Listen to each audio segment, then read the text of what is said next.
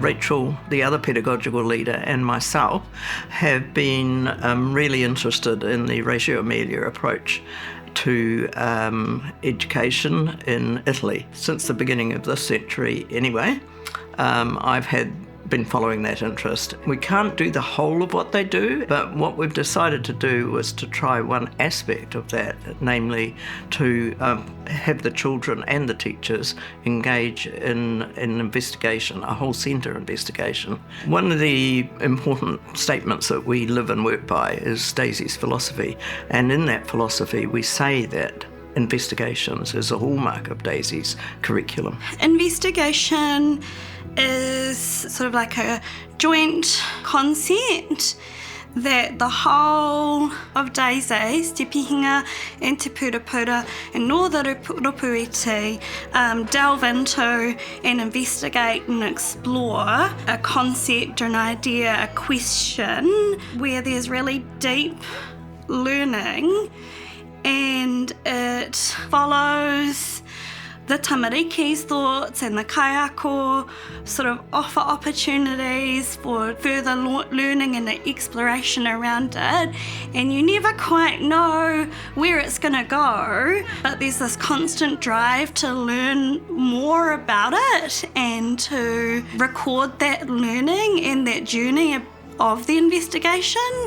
It has its challenges as a long day centre because we're open for the families from 7:30 till 6 and the teachers have to be with the children all that time. So we need to find some ways to have the teachers do some planning and evaluation and actually do some of the intentional teaching associated with the investigations.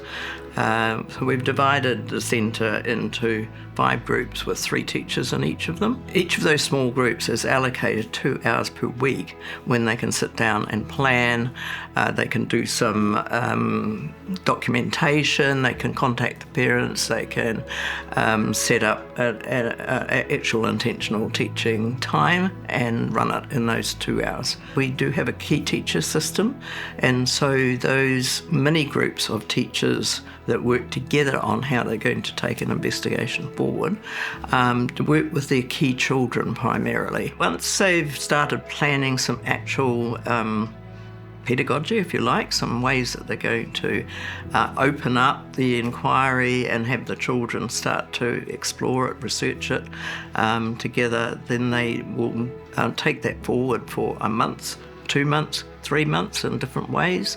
They will thread in some art experiences, some excursions, some discussions with families, and just take it forward in the way that seems to work for their group of key children, but staying with the strand that we've set for the Braided Rivers journey toward an end point.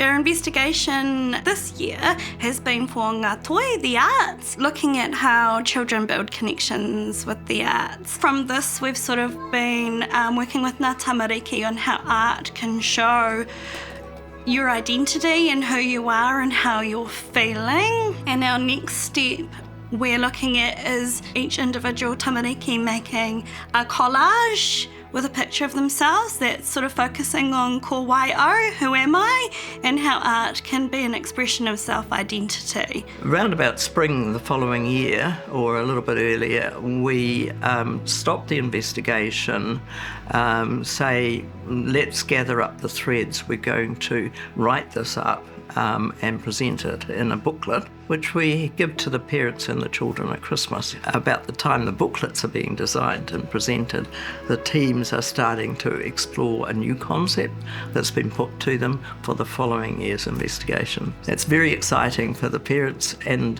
the children to see themselves in a publication, and it's very exciting for the teachers to see that as a sort of culmination of their efforts for the year. The intentional teaching that we do for the investigation is very much designed in a way just to wonder and research and investigate. It's not intentional teaching as per knowing you want the children to learn something specific. It's very much around let's explore this together.